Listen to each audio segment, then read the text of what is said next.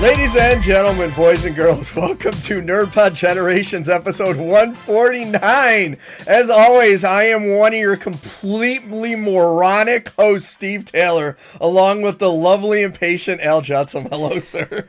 Hello, friends and enemies. We're doing a remote, and this is the third try. Okay, but this one, it was all my fault. I wasn't going to bring that up. I was going to leave that on the cutting room floor, but if you want to talk about it. I have to bring it up. Al just had this great thing talking about Guardians of the Galaxy. We were about ready to get into the Olympics, and I realized that I hadn't started recording on my end. And for this to work, we both have to record audio feeds. So we're doing it again, folks. NerdPod Generations 149, meaning 150 is next week. It's going to be a big week. If it's just your first time listening to us, please go to nerdpodgen.com. You can look up links to Spotify. Make sure to go look for us on Apple Podcasts, YouTube, and whatnot. Look at our last show, which was our Deadpool and Wolverine review. So please go back, listen to our back catalog, but also listen to this lovely show. Al, do you want to talk about Guardians of the Galaxy, the video game? Yes, I finished Guardians of the Galaxy, and at this point we will cut in my audio. So what happened, Al? It was a good game. Happened? I'm not gonna re-review it. I'm literally just gonna cut in my audio, and everybody can just pretend that Steve is saying and then Steve says that he thinks skins are stupid, and I say no, skins are the only thing that make games good. And then Steve says, but what if you buy skins? Because I had friends that bought skins for PUBG. And I said, that's stupid bullshit, and you should only unlock skins. And that was the segment. I didn't only say I said yeah a few times, and I said that's cool. So I did say other things. If you're going to put words in my mouth, you might as well pull every goddamn word in my mouth. That was somehow better. That happened. Caught in my audio starting now. I finished Guardians of the Galaxy.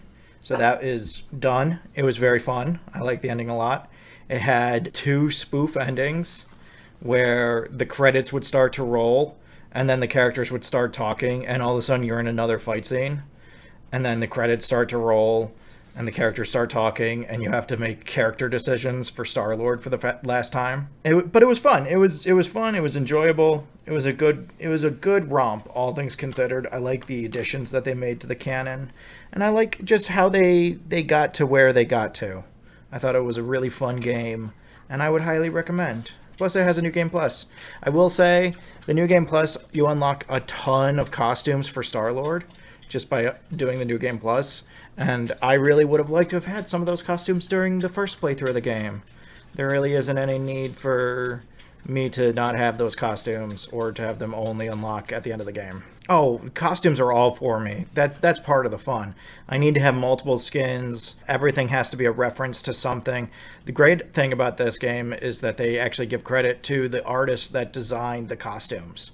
So for all the costumes from the comic books, it tells you the artist and the first time that it was used in the comics. Costumes are essential to me. One of the things that I always look for in any superhero thing is a plethora of costumes. There better be costumes from every era.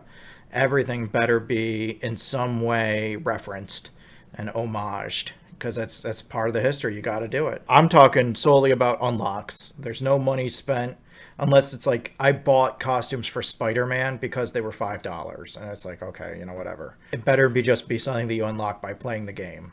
I don't want to spend money to get costumes. All right, so now I'm happy we didn't start this until now, but we are going to be talking about the Olympics, and because of that fact, we are going to be bringing in Kelly, who is obviously the brains of this operation, because Al and I cannot get ourselves out of a room. If it had no doors, no walls, we would still find our way. It's like the Peter Griffith when he locked himself in his car. That's the kind of thing that we're doing. Yeah. Yeah, no, that's where we're at right now. Can you tell it's been a long week? The Olympics. Holy shit. Hello, the Olympics are going enemies. on. And here's Kelly. Hi, Kelly. Hi. All right, we're going to reset. Director me is stepping in and saying, okay, everybody take a second. We're going to reset. All right, Kelly's here. Yes. Hi. How's it going?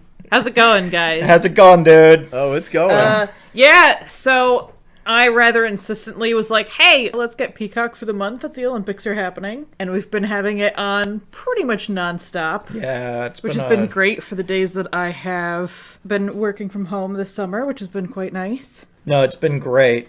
I do appreciate that the replays on Peacock are commercial free. They're mostly commercial free. Mostly, yes. I'm gonna throw a quick pause on commercial free. Commercial free might be a little generous for some people to call it. Let's say commercial light. Commercial neutral.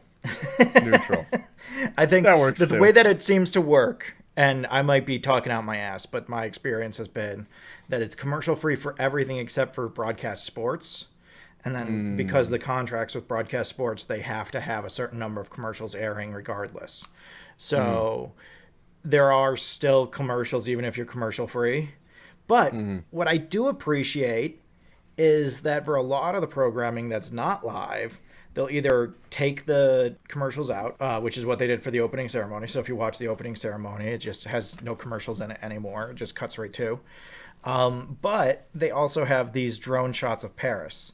And that's kind of like your loading screen whenever there would be commercials if they can't edit them out or they have to have a break or something. So I do like that. That's been nice. It's been so nice. And it's mostly local commercials. There's only been a handful of national commercials. Yeah. So, but Geico, you've been on my TV more than I would like. So much Geico. So much Geico. But the opening ceremonies were beautiful. They were amazing. We've watched them twice. I have cried both times. Yes. It's really lovely. It's been incredible. They did some interesting things with the process of the ceremony. Yeah. Having it on the River Seine was just so cool. And it does make you wonder how LA is going to try and top that in 4 years. That'll be a fun adventure. I still think that they just do it on like the LA highways since everybody's going to be stuck in traffic anyway. Oh, absolutely. It's just everybody's just lined up and it's just a Or parade. something with the beach. Ooh, maybe Yeah. they'll have the cauldron on the beach. Ooh, that'd be cool. That'd be fun. That'd be cool. Could be fun. Well, I'm wondering if they're going to ever recreate what they did in Paris, because the biggest complaint that I heard from the people that were there is that a lot of people went there to watch the opening ceremonies and you don't really see very much if you're at the event. Well, yeah. I think that's the case for a lot of events like Yeah. this where Yeah. it's like being at the event for a parade. Yeah, I was know? going to say, if you're, at the Thanksgiving Day parade, let's say you're hanging out, up by the park, you're not going to see the Broadway performances in person that they're going to have downtown. Yeah. It's definitely, this was more for the television audiences, which I think it was 1,000% for television. Yeah. makes a lot of sense. And as much as I appreciate people that went there to see the opening ceremonies, I don't know what you expected.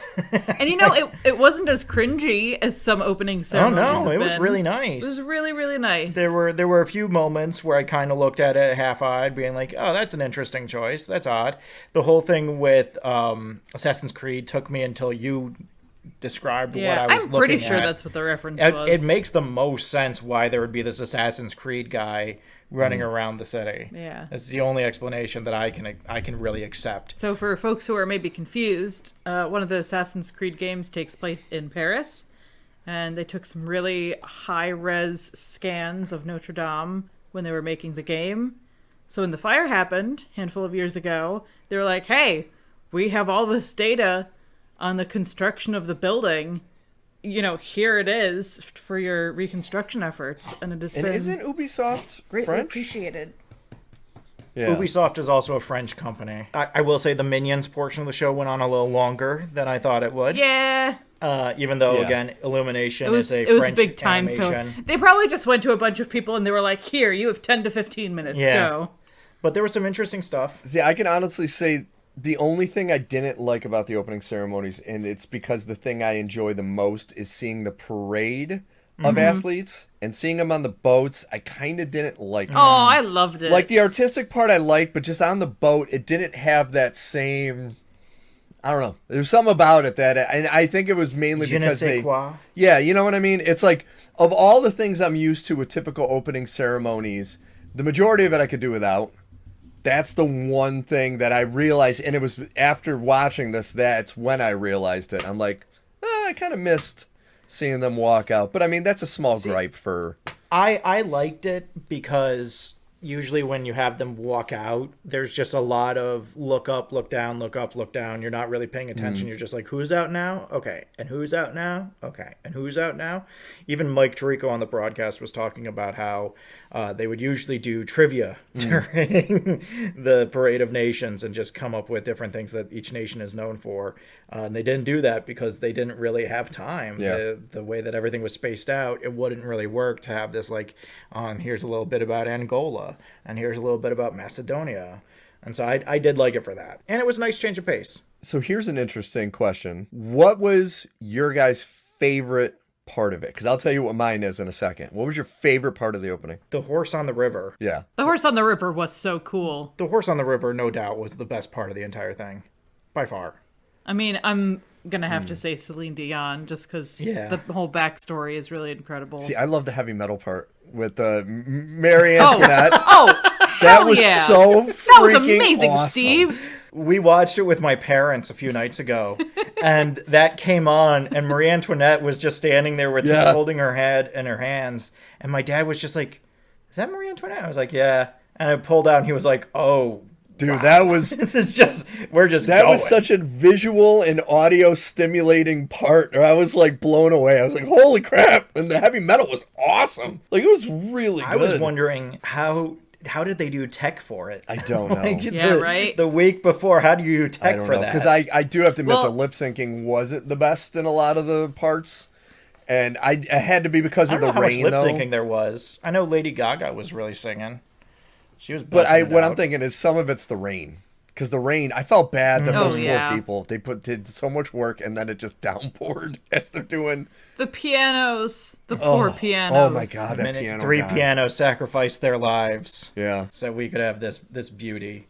No, for anybody who doesn't know, the two parts that me and Kelly are talking about are at the very end, the torchbearer carries the torch along the Seine by riding a horse. It's a mechanical horse that's a boat. But it's like lit up really cool. It's lit up really cool, and it moves, and it runs down the river, and it was just an incredible sight that I have never seen in an event like this. It was so cool. well done. And then Celine Dion. Celine Dion finished it out with Le Hymne de l'Amour. I'm going to let you explain it because you know more about it than I. So for those of you who don't know, Celine Dion's been dealing with a really progressive neurological issue known as stiff person syndrome. And they're releasing a documentary about what she's been going through and everything. But to see what she was going through like this time 2 years ago when like it was at its height and now she's performing at the Olympics again. There's a lot of that in this. Just really incredible stuff. And those sort of touches really make it special. No, it was an incredible performance on top of everything else that happened. And then they have, at the very end, they had the hot air balloon with the cauldron. It was just a really cool ceremony. The whole thing was incredible. Really fun. But yeah, we've watched all types of events. I have Air Pistol on right now. Mm-hmm. Nice. We got to talk about the guy from Turkey? Yeah. Yeah. Oh my God. The cold-blooded killer. I just love the glasses these guys have. That dude is... I'd be terrified to come face-to-face with that man on the street. Absolutely. Holy shit. The memes are already happening, and it's great. But it's very fun, and I've been keeping an eye on the medal count. While the U.S. has the most medals, we are tied with China right now for most gold. Oh, nice. But there's still another 10 days or so left. So thanks to Katie Ledecky and Simone Biles, who have pretty much carried us in golds. I was about to say, we've watched both of them perform extremely well in these Olympics. The gymnastics, as always, is just so incredible to watch. Yeah. I did want to give a special shout out to Lori Hernandez, who is maybe the best color commentator of her age. I wish she would do more events. Yeah. Not necessarily gymnastics. She's just that fun. The approach that she brings and the metaphors that she uses when describing what's going on are just so of an era. And it's so fun to hear like a late millennial, early Gen Z. Yeah. Using these silly references that like everybody gets, but you would never hear during a sporting event. Yeah. And so that's been great. But no, having the Olympics is always an incredible thing to have going on in the background even. Every time you see new sports that you hadn't thought about, handball handball's been really interesting to me. Yeah. Just as a concept, I'm like, oh, this is a version of soccer that I could have gotten behind if America had any interest in this as a sport. And like my daughter was watching trampoline gymnastics the other day. Oh, yeah. And my wife pointed out, and so true, everyone was so miserable. Every one of the athletes looked just miserable the whole time. And it's like, Jesus, none of them are smiling. The gold medalist smiled, and all the rest, like, half of them cried. It's like, what the hell's going on with trampoline? Well, like, what I found interesting about trampoline is that there was such a high level of just did not complete. Yeah. Yeah. You know, and it's so sad to have that level of DNC. Yeah. And they get multiple tries. Yeah. It's just nobody can stay on the mat. Everybody so falls crazy. off. Yeah. It's terrifying. It was fun watching my son watch synchronized diving for the first time. We watched the men's. Ooh. And the difference between the Chinese divers and everybody else was so blatant that he's watching it like, oh my God, they're so much better than her. I'm like, yeah, they're really, really, like, they made no splash going in the water, like, whatsoever. And it was just incredible. Yeah. Well, that's one of the things I found really interesting about the gymnastics was the perennials weren't as perennially good as usual. First off, Russia got fully booted from the entire competition for being assholes. Then the Chinese had a bunch of mistakes in their routine. So all of a sudden, doors were wide open for anybody else. And that made it so much more interesting. I almost think that they should boot a major country every, 12 years. Just to make it interesting. Like, you just don't get to come to this one.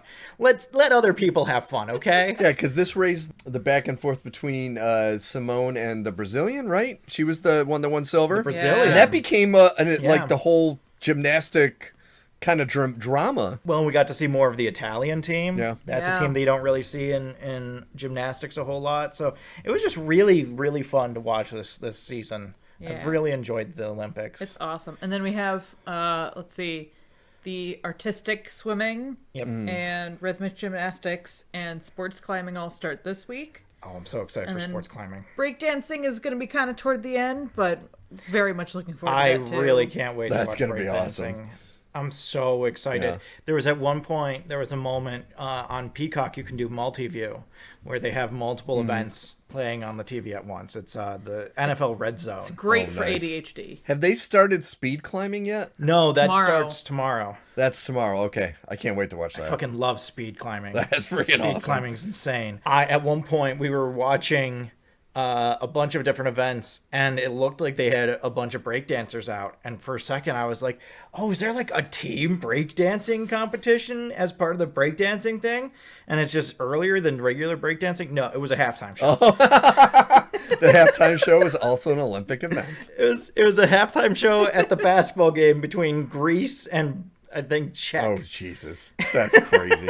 Good times. So now, please tell me you guys saw I just happened to flip on the TV to see the women win the bronze in rugby. That final play of the rugby match. Have you watched that? We've I don't know watched if I clips saw- of it.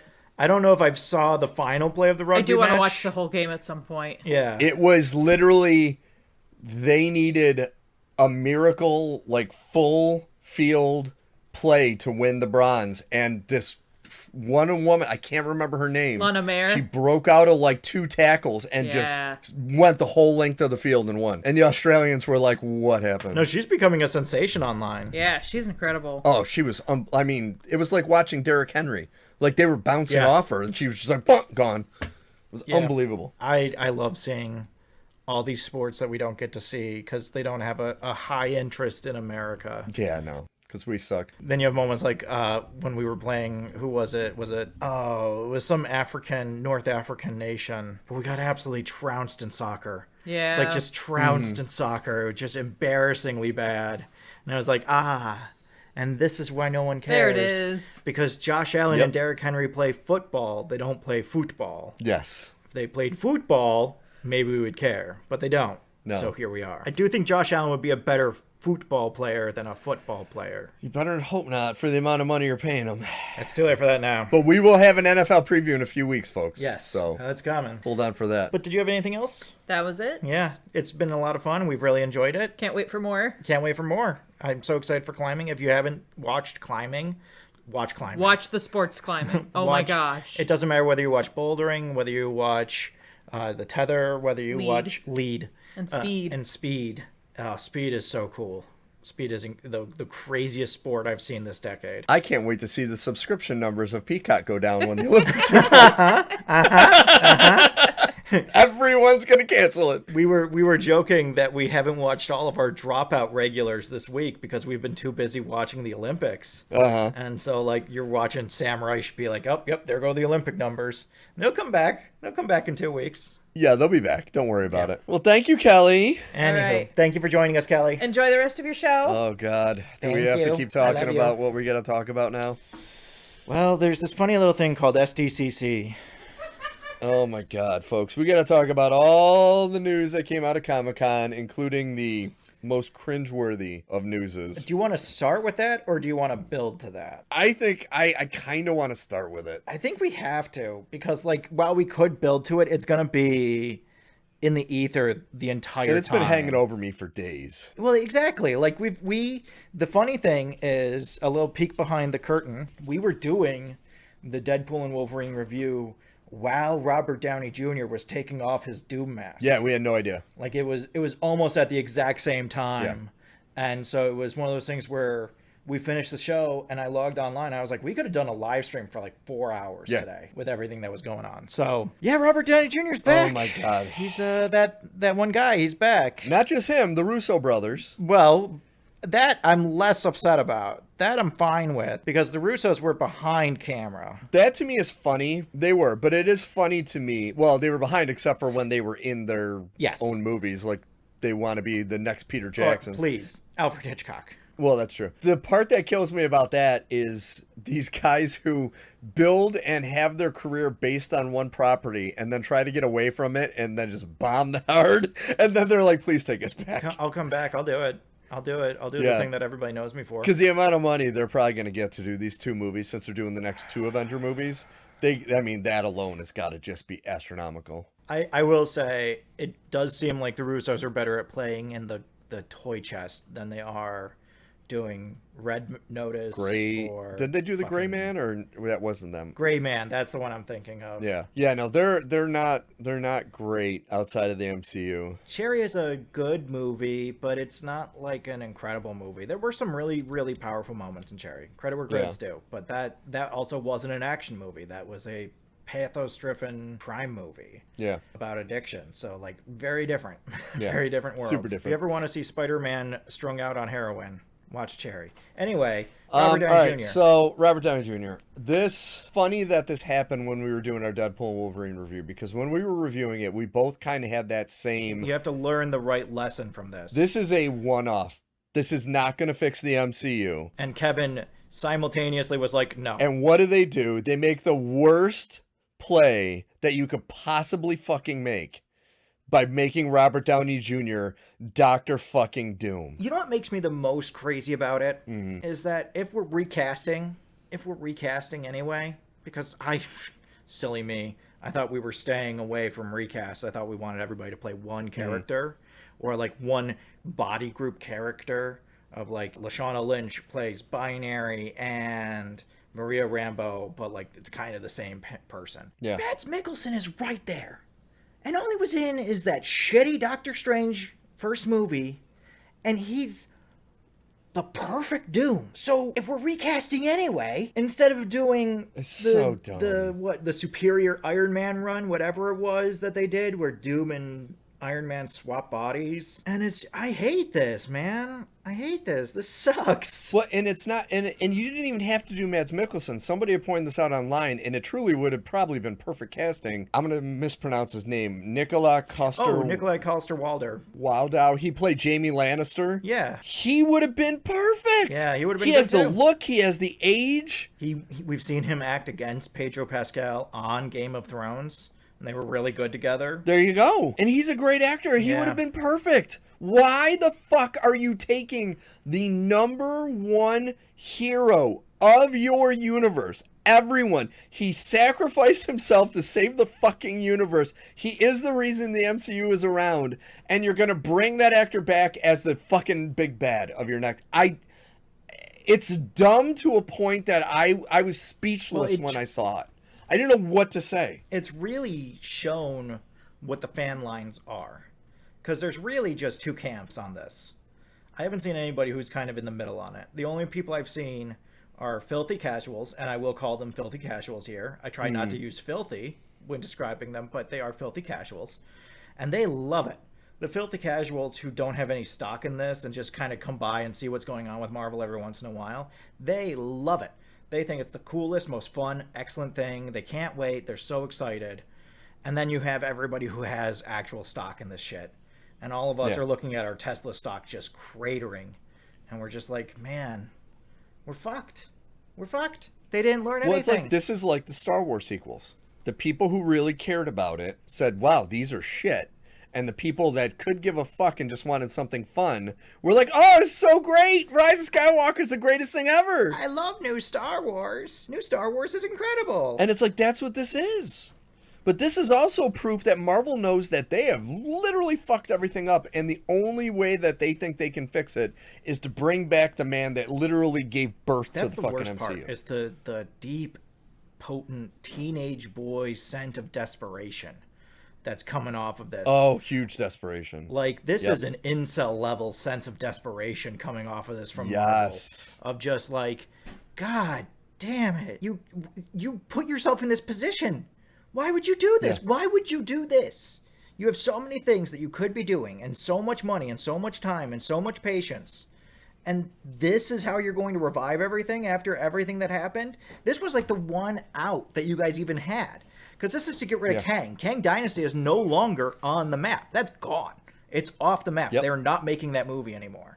So this is it. This is what we're doing. Is there a plan? Because it really seems like this was your opportunity to set things right and have everybody on your side, because you're recasting somebody in this way under these pretenses, and you fully fucked it up. You fully fucked it up by just picking the one guy you absolutely could not pick. And it's not only that, it's, in fact, you will, in your most easily your most popular movie since Endgame being Deadpool and Wolverine, a good portion of the movie was spent making fun of how bad the multiverse is. So here you have an opportunity to kind of start to distance yourself, because it's obvious by the early footage of the next Captain America movie, they're not going to really deal with the multiverse.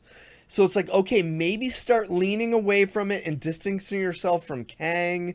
And, Loki, you could say at the end of season 2, he kind of brought the multiverse together, so you can kind of get away from it. No, you're going deep by having RDJ playing he's obviously going to be playing a Tony Stark variant who is Victor Von Doom or something. Is he a Tony Stark variant? Is he a version where Dr. Doom and Tony Stark swap bodies? Is it actually Doom and it just happens to look like Robert Downey Jr.? Is he never going to take off his mask, and so it's just going to be his voice, and that's how they're going to get away with it? Like, what's the actual plan? I need to know the actual plan, because from a nerd canon perspective, and I hate to say this, yes, because there's precedent, we can do this. I hate that we can do this, but there is precedent. We could do it. However, you'd have to have a really good reason to do it, and I can't imagine you have that. Yeah. I just can't imagine you have an actual, valid, reasonable cause to do it this way. Yeah. To me, this just reeks of desperation. Just like the worst level of desperation. Like me in high school levels of desperation. Like just fawning after anybody who gives you even the slightest bit of attention. It just sucks so bad. And they didn't need to do it. And the frustrating thing is the early footage that they showed of the Fantastic Four from Comic-Con made it look like they are actually leaning into canon really hard, because there's a lot of things about this. It was just some short footage they showed, but it looked like, okay, like it looks like they're actually following kind of similar to what you need to do with the Fantastic Four, and then you do this. Yeah, no, this is just a big old rock in the lake. It's so fucking stupid. It's a celestial sticking out of the ocean. Which we're gonna have to talk about that too, because that is getting referenced finally. Is it? Oh, it is.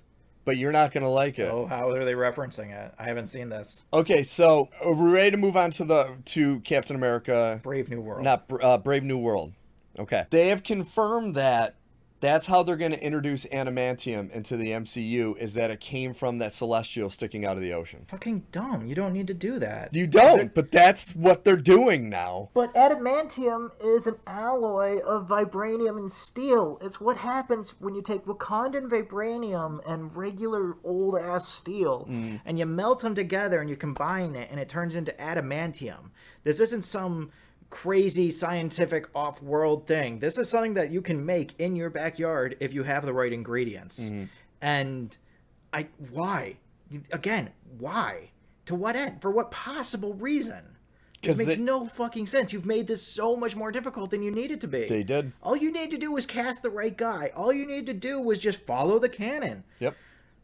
God willing, what does Antarctic vibranium do in this goddamn world? Because it does some crazy ass shit in the usual world. So what's it gonna do here? And it's like, just when you think it can't get any worse, and then you see that, and you're like, God damn it.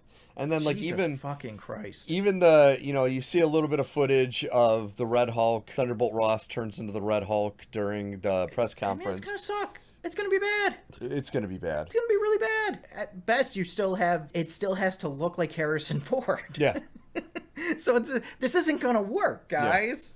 Yeah. Guys, this isn't gonna work. Once again, can I go back to my previous comments vis-a-vis casting? And especially, I think we've talked about this before, they have a younger actor who's played that character before. Sam Elliott, as old as he is younger than Harrison Ford, and he has played Thunderbolt Ross. And you could have easily just said... And everybody would be big into it. Oh, that would have been huge! That would have been a massive... But bring in some 80-year-old guy... Now, I love Harrison Ford, but after that last Indiana Jones, man, he's just way too old, especially to be playing the Red Hulk. And then they're saying that not only is the Red Hulk in it, but Mark Ruffalo's Hulk's going to be in it also. And it's like, I don't... Scar's probably going to be in there somewhere. Yeah. They're basically going to do a cold run on World War Hulk. Yeah, which sucks because they've already fucked it up, and we've already talked about that a million times. Planet Hulk and World War Hulk have been screwed up. It's the same as if the Snyderverse continued and they tried to do Doomsday again. It's like, no, you fucked it up already. You can't put it back in the bottle. I'm waiting to find out because I'll take money on this. I bet you we have more time spent with the leader than we do Betsy Ross. I'm guessing Betty Ross is not going to be in this movie. No. Even though they have all these other references to Incredible Hulk and everything else going on, I will bet you real money that Betty Ross not going to be in the movie. No, and once again, why would she? She should have been in so many of these Marvel movies that have dealt with the Hulk and her father. It's like, it's the Mary Jane. She would have been great in She-Hulk. It's the Mary Jane. She would have been a great addition in She-Hulk. Yeah. And it's just, you're not doing it. No. You're just not... You insist on playing in the toy box, but you won't play with any of the toys. Yeah. So you just get them all out, and then you're like, look what I did. It's like, you didn't do anything. Oh, I don't even want to bring up She-Hulk. I'm pissed at that actress. She keeps... I'm annoyed that people are now saying that the only reason people didn't like She-Hulk, but they do like Deadpool 3, is because Deadpool is male and She-Hulk is female, and that's the only reason... Yeah. No. That pisses me off out so bad. You're out of your goddamn head. That's the most myopic viewpoint I've ever heard. I agree. You're out of your head. One is written like trash. Yeah. And one is written specifically for the fans. Yes. So you tell me again about how these are the same. Because last time I looked, the Wrecking Crew was in She-Hulk. You had a chance. Yeah. You had your opportunity. This is what you did with it. Deadpool, walk of shame. Go fuck yourself. This has nothing to do with gender and has everything to do with bad writing. Yeah. No, I agree with you 1,000%. All right, so Fantastic Four. So it is Fantastic Four First Steps, which I think that title kind of sucks. Again. Well, they're doing the same thing they did with Spider-Man, where they're tying the title into how everybody feels. So it's like, oh, everything's home with Spider-Man. Yeah. Even though there's never been a fucking thing, because now Spider-Man is home with Marvel. And they're going to be doing the same thing. It's going to be first steps, first family, first, whatever. Mm-hmm. Because the Fantastic Four were the first big Marvel property. And it's like, okay, you guys can't even name things well. They can't name shit well. That's And what blows my mind is you can't do anything right. Like, there was a time when you could spit in the corner and everybody would be like, oh, wow, look at him go. And now it's just like, what is this? Yeah. What is happening? And I don't know if I quite like the tone that they're showing so far. It has that, like, WandaVision type thing of the first few episodes where it was like an old-timey, like, 60s sitcom type of feel. If they can land it, I'm okay with it. If they can land it. Well, that's what I'm worried about. They're not good at doing artistic things. No. They're inviting me into this biplane. Yeah. They're like, we can fly it. And it's like, oh, I would love to fly in a biplane. Do you have to be the pilot? Can someone else come in and do this? Because I would rather have someone else. The pilot has a blindfold and it's flying towards a mountain. That's the problem. Exactly. Yeah. It's like, as much as I want this to be a thing, and God, I really do want it to be a thing, I just don't trust you. No. Because not why even would a little. I? Not even a little. Because why would I? What in the world have you done to gain any level of trust from me? I don't know. Nothing. Nothing. Nothing. So and then we got to move on to Thunderbolts. They gave like a first official clip, and they had some of the cast talking. When the big news of your panel is that Bucky's got long hair again. That's all I heard from one of like, oh, Bucky's got long hair again. I'm like, really?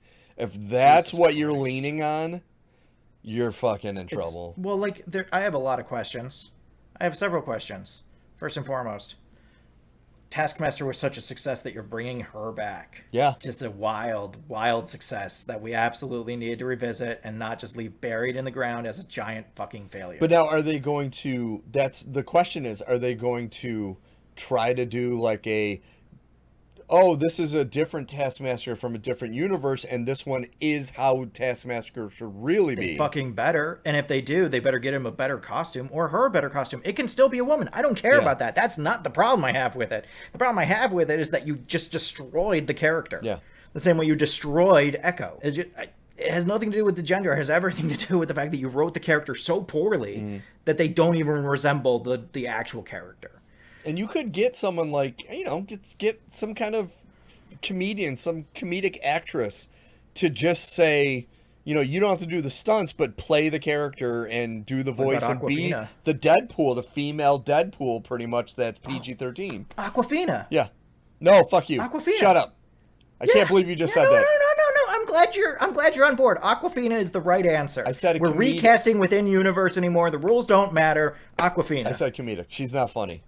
She's To not some funny. people. The only thing funny about her is how mad it makes me every time I see her in something now. No, the other thing that blew my mind is that we're bringing back Ghost. Didn't Ghost lose her powers? Yeah, and I don't Ghost get had her it. powers removed by Jan through stupid subspace magic. Yeah, I don't get it. What am I supposed to do with this? But like, why? But why?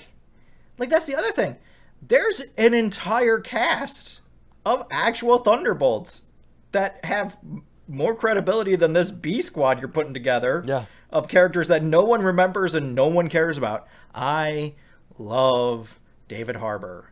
Yes. What the fuck are we doing? So you're not going to do Mech 5? We're not going to do Atlas? We're not going to do Songbird? We're not going to do any of these guys? Nope. None of them? We're not going to have Zemo? Zemo's not going to be on the team? Zemo, who's in universe and has been given the sock face, he's not going to be on the team? Yeah. Are we sure? But are we sure? And you have Hawkeye? like we're not going to get into the review, but my son and I just finished The Falcon and Winter Soldier. You have Sebastian Stan and Wyatt Russell, and it's like, okay, you have U.S. Agent and Bucky, and like you said, Zemo was in that show. Yeah. Break him out of the I can't remember. Did they bring him to the? Why can't I think about that floating prison in the middle of the ocean? Oh, the raft. The raft. They brought him. The Wakandans brought him to the raft at the end. It's like, you just fucking break him out. It's fucking the first Captain America went in there and broke people out. Go break him out. Well, like, not only that, the Thunderbolts are supposed to be the answer to the Suicide Squad. Yeah. They're a bunch of villains turned heroes. So do the actual canonical story where Zemo pretends like he's turned a new leaf. And have Zemo ultimately be the bad guy at the end of the movie. Who's been helping to orchestrate this whole thing to make himself look good. Yeah. Because that's exactly what Helmet Zemo would fucking do. Absolutely. And so, like, again, guys, Kevin, it's you, Kevin. I'm not even talking to guys. Kevin, come here. this is not hard. Okay, a baby could do this. Babies have done this. Yes. All right, there have been episodes of the superhero show that are better than anything Marvel's produced. All right, you need to be better. You need to be better at everything, because this will not stand. This sucks. This all sucks, and it's not good, and it's 100% on you, Kevin.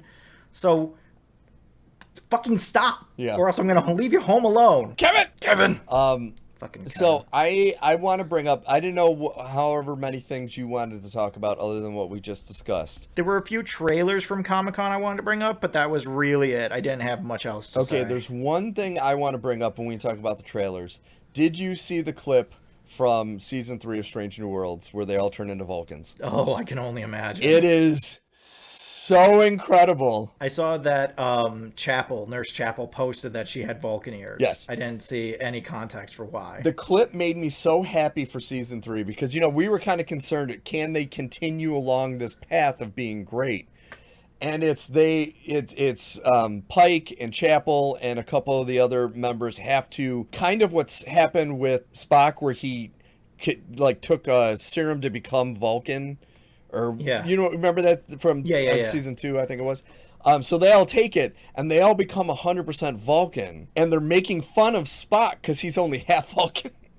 And it's so brilliant because they're like, "Oh, well, you're all 100% Vulcan." They all look at him. They're like, "Well, he's not. He's only half Vulcan." And I'm dying because the look on Spock's face, like, "What the fuck, man? I'm fucking Spock." And they're all, dude. And Pike, he's got like a flat top with the fucking Spock ears. He looks so good. So good. I highly recommend looking that up. I can't wait. Dude, I can't wait. I can't wait for that show to come back. It's one of the few bright spots in nerd fandom that I have these days. Yeah. Is waiting for Strange New Worlds to come back. And they introduced a couple interesting Star Trek shows. There's a Starfleet Academy, which I don't know. There's a live action comedy show, Star Trek comic show. So I'm assuming it's going to be like a live action Lower Decks, but I don't know how that's going to be. Those are always so dicey. They really are. Those are so dicey. NBC tried to produce so many of those for superhero worlds and what have you, and it's such a strange thing to try and walk. And it's the only one that I'm kind of interested in is they have a new one called Star Trek Section 31. And I was going to bring up Section 31. Yeah, it's Michelle Yeoh's character from Discovery, who's pretty much running like a rogue, let's say CIA-like division of Starfleet. Yeah. That does missions that are off book and no one can know that they're part of Starfleet and all this. That could be cool. I think that looks really good. Because I did like her character. Just the look of that show and the premise of what they're giving us, I think that could be really, really good. I think that's a solid fit. I hope so. Something that doesn't actually have anything to do necessarily with Starfleet, but still takes place in the Star Trek universe. That's rather untapped land usually. Had that, yes, it is a movie. I was going to bring up the Lord of the Rings trailer that dropped right around Comic-Con. Oh, God.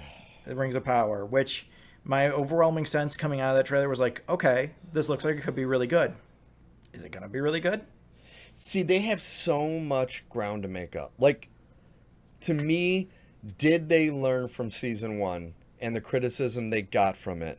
Or are they just going to continue to lean into this storyline?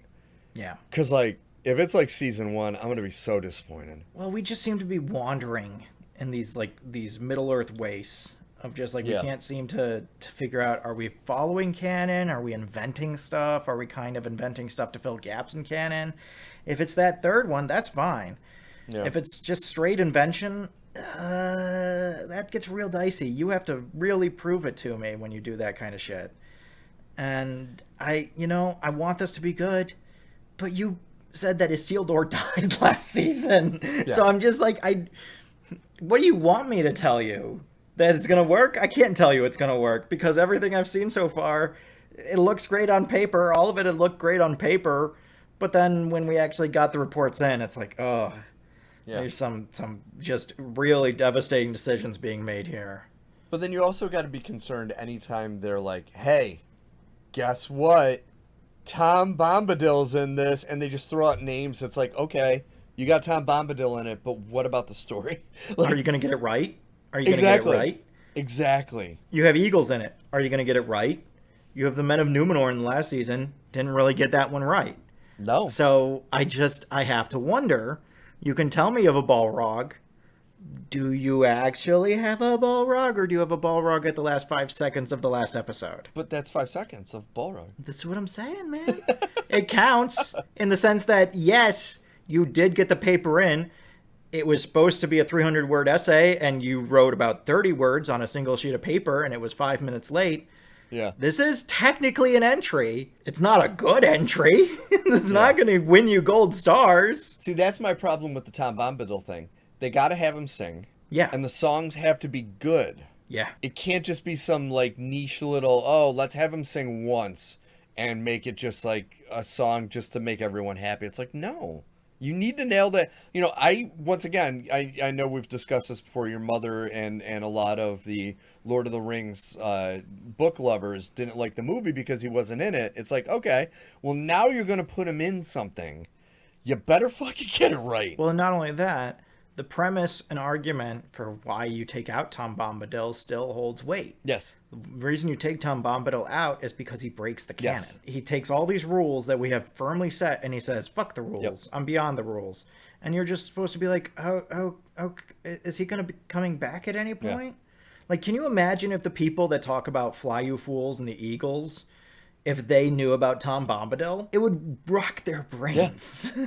So if you're going to bring him in, you still have to contend with that. And that's still a part of what you have to deal with.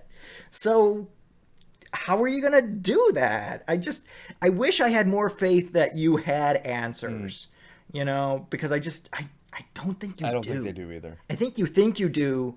I really, really worry that you've talked yourself into having answers for these things. But you really don't. And I mean, they're still referring to Gandalf as the stranger.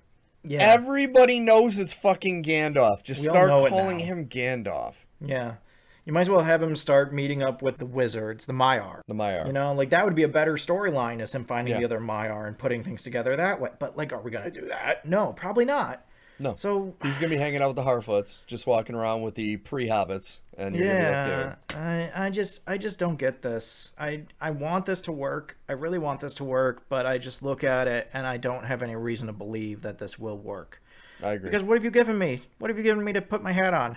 Not much. Season 1? Not much. So we did get a stupid, we got the classic DC logo, blah, blah, blah. I could give a shit about the fucking logo. For DC Studios, that's really, there wasn't much about the Superman movie. I know it finished filming, I think yesterday or the day before it finished principal photography. It just finished filming, and James Gunn has gone around and done his rounds of saying what he thinks the movie's supposed to be. And the most recent interviews I saw, he was talking about how in this movie, we're going to explore Superman being a truly good man surrounded by a world of not good men. Okay. Dude, I'm so nervous. What the fuck does that mean? I'm so nervous. What the fuck does that mean? That's word salad. That doesn't mean anything. You know? Tell me that we're going to do the world of cardboard, and then I'll be on board. Yeah. Until you tell me we're going to do a world of cardboard, I ain't on board. You haven't given me anything. You've given me knee pads and shoulder pads. Or weird piping. It's either weird piping or padding. There's no real in between. Dude, I'm so scared. I'm not going to lie. I'm terrified that this is just going to be a disaster. I don't know if it's going to be a disaster, but I think it's going to be a nothing. You know, which might be worse. I think it might be Superman Returns, of just all this pomp and circumstance leading up to it, and then the thing comes out and everybody's just like, who fucking cares? Yeah. Well, in that movie, you know, I do have some parts of that I like just because I did like Brandon Roth, and it was so boring, though. The problem is the plot. The plot was terrible. Plot is just not good. Why has it got to be Land with Lex Luthor again? Well, we're doing Land with Lex Luthor. We're doing the illegitimate son of Superman and Lois Lane. We're doing all this other stuff. James Marsden is here. Why are we doing all this shit, man? Just do Superman. This isn't hard. I was listening to Kevin Smith was talking about Superman Returns because he goes, I never would have guessed that movie would have been as boring as it was. But he goes, the part I don't understand is when Lois goes to the hospital at the end, her reaction should be, when did you rape me? Because in her mind, he made her forget about their relationship. But then she's like, this kid is yours. Okay, so when did you rape me, Superman? Why are you... Well, how would I get pregnant with your child? we never had sex. Yeah. And it's like, No, that kills me about that movie, because it's like, that's true. She doesn't remember their relationship, so how would they have a baby together? This is always the thing. When you're going to return to a universe, you have to know what you're doing. That's why Deadpool 3 worked, is because when he went back and he returned to this universe, he found the best parts and the parts that don't work great, and he used them in a really productive, effective way that was funny and entertaining, while also doing some great fan service stuff on the side. If you just go in and you just don't think about what's happened previously, what the characters have been through, what these particular versions of the characters have been through, what's been done in other Superman movies or media, you have to start looking at cartoons, because the cartoons have had by far the most successful version of Superman on screen, in my opinion. Easily. Even more so than Christopher Reeve, in my opinion, at this point. I think more people identify with the cartoon versions of Superman than they do the Christopher Reeve Superman. So I look at what they're doing with this, and I just don't get it. You know, Man of Tomorrow, okay, I get it. My Friend Superman, I want to watch My Adventures with Superman. I want to watch that because it looks really interesting, and it looks like they do some really interesting things. Even we're going to be talking about Crisis in a little bit. Even there, they do some interesting things where you have two Supermen, one older, one younger, and like, what are you going to do to set yourself apart? It can't be that you have Guy Gardner in a bad wig and Mr. Terrific and Hawkgirl, and that's what sets you apart.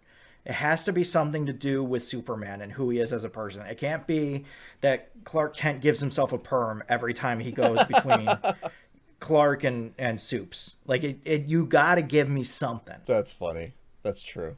That's what they're doing. I'm glad you put it like that. I get it. I have questions. Lots and lots of questions. All right, anything else you wanted to talk about Comic-Con wise? The only other thing that I really wanted to bring up was Hellboy. They released a new trailer for this Hellboy small feature. Yeah. It's like a more of an indie Hellboy called Hellboy the Crooked Man. I think that this would be really good with different casting. Yeah. I do not buy this tiny Hellboy. He is too small. He is just too small. And the hand of Doomfist. Yes. I can appreciate doing smaller budget, and I think smaller budget is the way to go. I just look at this and I don't know that it's gonna work.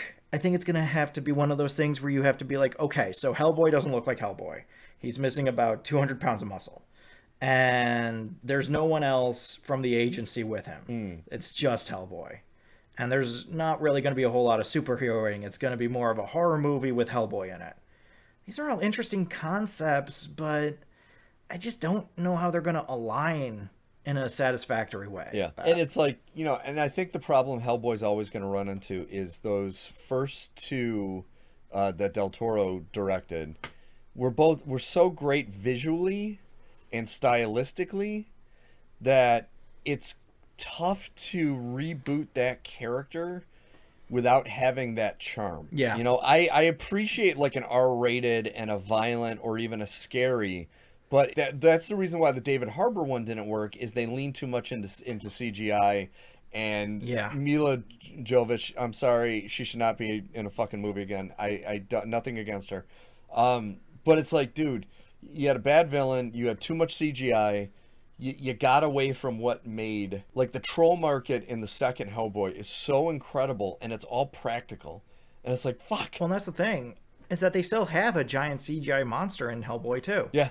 They have that life force monster that just makes things grow. That's still a CGI monster. That's still a good scene. Because they did it well. It's the vision, it's the storytelling, and it's the casting.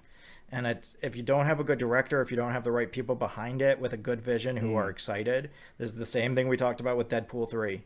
The real reason Deadpool 3 works is because you have an artistic person with a specific vision and desire to do something outrageous that has never been done before. And you just let them do that. Just get out of the way, you know, and don't micromanage, don't do all this other shit. And I want this to work. I love the idea of a low budget Hellboy. I look at it and I just don't see it. I just don't see Hellboy when I look at this guy. Don't underestimate power of Ron Perlman. That's pretty much the... Yeah, I know. All right, Ron Perlman could still do it. Yeah, so as he could. I'm going to give you the chance to do this because I have one thing that I want to say about it, and that's all I want to say about it. Do you want to talk about Joker? Not really, because I still don't know what to make of the movie. The only thing I have to say is you guys keep on, this is the same thing I've said about everybody else. You guys keep on following the wrong trails. Keep going down the wrong rabbit holes. This is not Harley Quinn. You just fully missed the point of Harley Quinn. So why are we doing Harley Quinn? Yeah, I think this. that's the thing that really jumps out to me. It's like you could, I mean, even in the bad Suicide Squad movie, they introduced Harley Quinn the right way, where she was the psychologist of the Joker. She's and a doctor. Drove her nuts and created Harley Quinn. And if she's already a Joker fanatic anyway, why not have her be one of the doctors in the institute instead of one of the patients? I just don't. That doesn't make sense to me. I don't understand. But like that's going to be such a central part unless that is, you don't see that happen. Like she was a psychologist and went crazy, and that's just them interacting in the hospital now that they're both nuts. That's what I've thought, is that she was already committed, but like, no, that's still not the story. Yeah. That's still not the right story. And it's, if you're doing this story where she's obsessed with the Joker, why not actually do the story where she's obsessed with the Joker? I don't understand changing these essential elements to do what? Yeah. To have this, and I'm still frustrated by this incredibly D-grade Joker. Everybody walks around being like, oh, Joker's amazing, Joker's amazing. I am fully in the camp of the people online that are like, are you kidding me? This Joker would face off with the worst Batman, with the George Clooney Batman, and get his ass handed to him. The Adam West Batman could kick the shit out of the Joaquin Phoenix Joker. Okay? He's a bad Joker. He's not good at anything he does. So I don't get this. I don't get any part of it. The first film is a full pastiche on just a bunch of Martin Scorsese movies, and then a bad Joker. What is there here? There's nothing here. What am I supposed to take from this? This is an ash heap of nothing. See, anyway, I'm not looking forward to it. After the Matt Reeves Batman came out, I think they needed to rethink about making another Joker. Because it's like, they're kind of doing things right, because there was also some more news about the Penguin TV show, how it takes place in between the first and the second Batman, and Robert Pattinson, as we had hoped, is going to be in the series, so we're going to see him as Batman in the series. But it's like, once that movie came out and was the success that it is, and as good as it is, I wish they kind of, because once again, I liked Joker. I still, my favorite Joker is still, if we're not talking animated Joker, because that'll be Mark Hamill, my favorite Joker is still Jack Nicholson, to be honest with you. I loved his Joker in the fucking first Batman. But it's like, if you're not going to do Batman and the Joker together, like, consider yourself, you got away with the first one, people enjoyed it, you won Oscars. Now that you have, like, this solid Batman, even prior to the reboot of the DCU that Gunn is doing, maybe don't do another Joker movie. Once again, I still want to see it. I love Lady Gaga. I'm very curious to see how they do the musical portions of it. For the little bits we heard of Joaquin Phoenix's voice, it wasn't the best, so I'm kind of curious, like having him singing opposite Lady Gaga. It's like, okay. I am curious for the movie, and once again, the trailer doesn't show me enough to get me concerned. I just, once again, I'm curious to what DC's doing. My thing is that I already didn't have faith in the project, and then I saw the trailer and I was like, so we're going through all this trouble and this is the end result? This is where you're taking me? What was the fucking point of this? I'm not going to give you my time, and I'm not going to give you my energy, because this is fucking bullshit.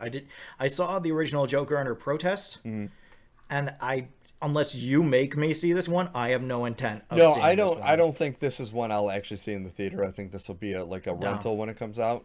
I just find everything about this series horrifying. Yeah.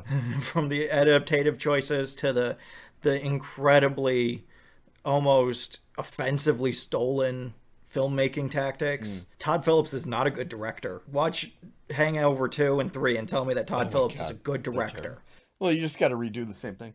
Well, this is what I'm saying. Yeah. This is just terrible, man. You're ripping off somebody else. You have no actual creativity.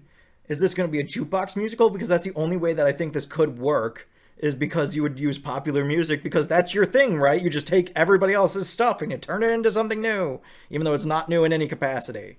No, they made this, like, it really does look like it's going to be a Fred Astaire. I don't think it is. I think it's going to want to be Fred and Ginger.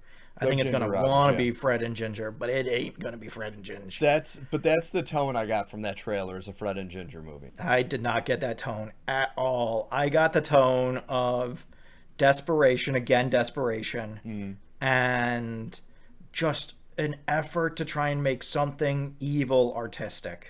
And that's all I got out of that trailer. And no sign of adhering to canon. Still this idea of this anarchist who goes around killing people as a justified madman because he had no sex and a bad relationship with his mom. Like, this is your god? This is your god? This has always been my reaction to the Joker movies. This is your god. This guy who doesn't know how to have sex and is a tiny little nothing of a man who could be blown over by a spring breeze. This is your god. Are you sure? I'm not going to bring up his name, but look at who's most people's god nowadays. Orange Bastard, man. Orange We aren't Bastard. talking So, I about mean, Orange Bastard. if you can make Orange Bastard your god, you can easily make freaking the That's Joker your god. brainwashing, man. That's All right, that's so its own monster. We have got to move on. We are dragging along. we aren't talking about that. We got to talk about.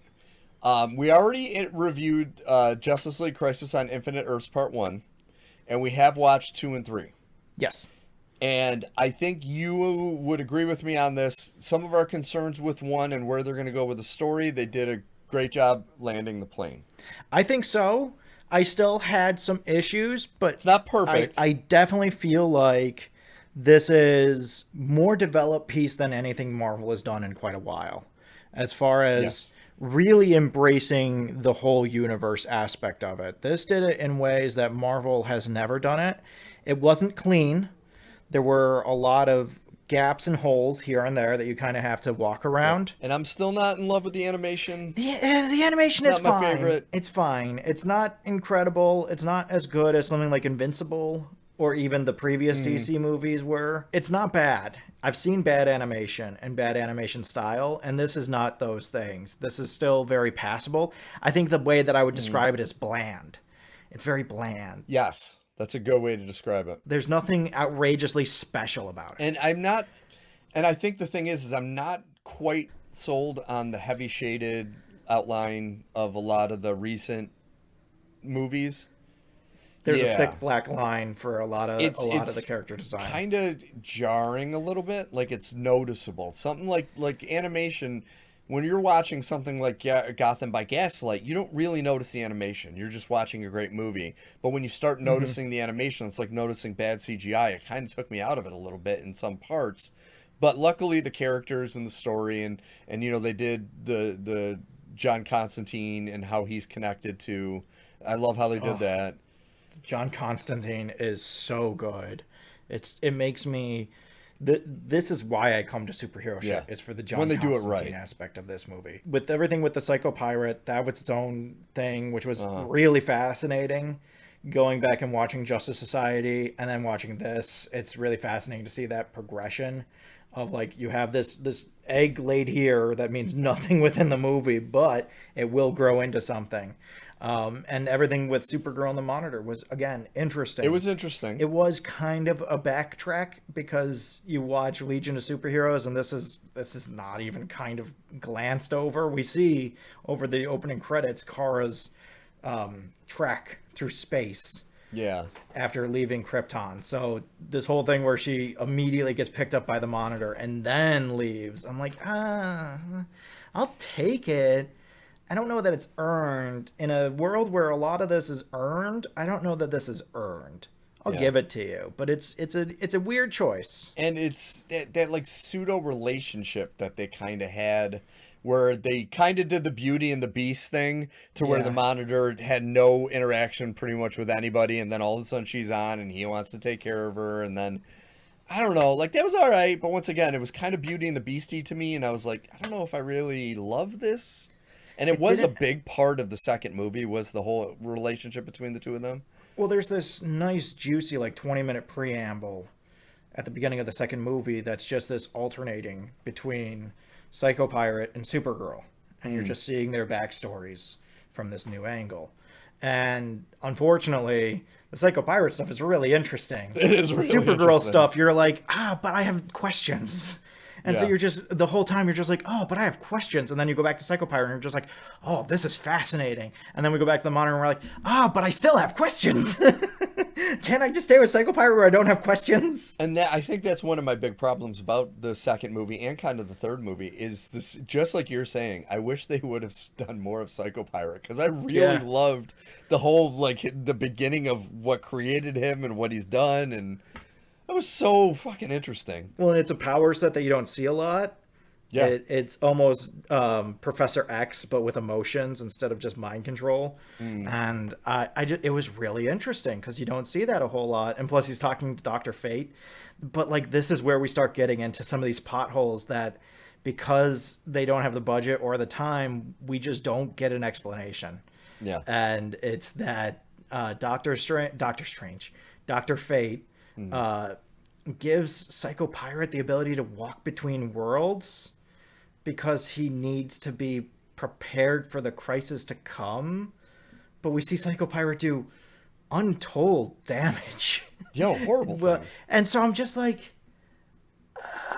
Fate, can you come over here really quick? I feel like we have to have a conversation about process. And listen, I know Nobu knows a lot more than either of us. I get it. Lord of Order. I get it. Is this the best idea we've ever had? I feel like this is a bad idea.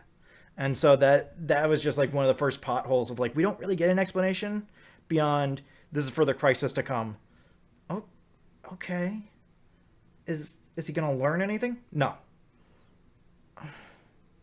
So why does he need to be able to walk between worlds? I guess I don't get that. I guess that's the part I just don't get. Help my old brain. The main bad guy in X-Men 97 wasn't Mr. Sinister, it was Bastion. This reminded me as if they gave Bastion like unlimited powers, because it was the same type of thing. Bastion did horrible things throughout the show, and then for like Magneto to say, I'm going to give you my magnetic power so you can just control metal. It was kind of the same. I had that same feeling with this. It's like, why? But why? And if there was a reason given during the plotting of everything, then that'd be fine. But we don't get a reason beyond this is for the crisis to come. Okay, I've watched the crisis to come twice. Yeah. I don't get a reason. There just doesn't seem to be an actual reason for doing this other than plot-wise. And I think that would be my main gripe with these three movies. Because once again, I did enjoy the three movies. I would probably give them a solid B as a whole. I give them a B+ as a whole. Yeah. They had one scene, which we'll talk about, which is an A+ to me, but some of the storytelling, I would say, was kind of disjointed. Up very until much so. maybe the end of the third movie, they kind of when they start tying everything together. Well, even then, if we go back to the first movie, there are things that are said in the first movie that you expect kind of to come up at some point, and they never come up. They never do. And you're just kind of left being like, okay, there's a scene where Superman Earth 1 is talking to Superman Earth 2. And Superman Earth 1 mentions that Superman Earth 2 seemed jolted by the sight of Lois Lane. And Superman Earth 2 talks about like, oh yeah, we had a really good run, but she grew really old and I don't get old, and so she passed and I'm still here. That scene's not in the movie. No. And so I was like, oh, is this going to come up later? No. Nope. And there's just a few things like that where people seem to reference events that you'd think were in the movie, but they're not in the movie. Yeah. And so you're just kind of left being like, I don't kind of agree with you on this. Yeah. There's at one point the Monitor is talking about how he's for fault for everything that's happening towards the end of the movie. And I'm like, how? Camera 2, stay on him. How? That doesn't make any sense. With what's going on, with what you're saying, with what Spectre's saying, with everything that we've seen, how are you at fault for this? That doesn't make any sense. And by the end of the third movie, it makes less sense why he would be at fault for this. So it's just like, there are elements of the storytelling that are dramatically lacking. And you kind of just have to get over that because you're still doing some really cool shit. Like, I can't get over that the Constantine House of Mystery showcase movie has so much importance in this universe. It has an insane amount of importance in this universe. But again, we're given things that we don't get any explanation on. In that showcase, we see Commandy, the last boy on Earth, is given a superhero costume in a bag. Mm-hmm. We then see a blonde boy in a Nazi prison who gives Superman a costume. And I'm like, oh, that's Commandy. Maybe. But there's no explanation as to how Commandy got from Planet of the Apes, Earth, to Nazi Germany on Earth 2. Yeah. Let alone how he got from there to the Monitor satellite. So it's just one of those things where you're like, I see the pieces and I see how they fit together, but they're not together. It's like a big puzzle in 3 pieces, and you just need to snap the pieces together, but they don't. And it's just like, why? And I kind of wish this was what you and I have always been wanting, is them to take these animated movies, put the money into them, and release them in theaters. And I looked at these 3, and I'm like, man, if you would have just put a little extra time, a little extra money, made them theatrical releases, made them, because I believe they were all about an hour and a half each, make them a 2-hour-long movie, I think they would do well. This as 2 2-hour-long movies instead of 3 hour-and-a-half-long movies. You lose half an hour of runtime, so you're going to have to clean up some stuff. But that's not the worst thing ever, because there's a lot of things that are just kind of... No, you could definitely tighten some shit up. There's just a lot of loose ends here that don't really go anywhere. Yeah. And they're there for the fans, and I totally appreciate that. We're going to get to John Constantine in a second. But, like, there's just so many loose ends and hanging chads. And I'm just like, this is a little messy. This could have been done a little cleaner. You know, from the explanations to the resolutions on a lot of these things. There's just, in the case of movie 2, there is no resolution to anything. Yeah. And we don't get resolution on anything. We get a time jump, which it's an interesting choice. I hate time jumps. I hate time jumps so much. You have to earn a time jump, and to earn a time jump, it takes so much effort. And you didn't earn a time jump. And so I look at movie 2, and movie 2 just keeps on setting up dominoes. It follows the J.J. Abrams mystery box of, like, you just keep on opening panels, and you're like, oh, this is going to go somewhere. And then the movie ends, and you're like, okay, but there's a part 3. And then part 3 doesn't really touch on any of the things that you did in part 2. And you're just like, And I'm glad you brought up that analogy, because it felt a lot like Lost, where you're like, okay, you're setting up all this stuff, but you probably don't have any idea what you're going to do next. And you're between the second and third, you're like, all right, how are we going to tie this together? And that's exactly how Lost was, where they had no fucking idea what they were doing. And then each season they're like, oh, we got to figure out where we're going to go with this. And then that's why shit went downhill. Famously, J.J. Abrams doesn't believe in ever getting inside the mystery box. Yeah. He thinks the fun is just continuously opening the mystery box. And I do feel like there is an element of that in these movies. Of just, like, we're more interested in references and kind of fun moments than we are in having everything tied together cohesively.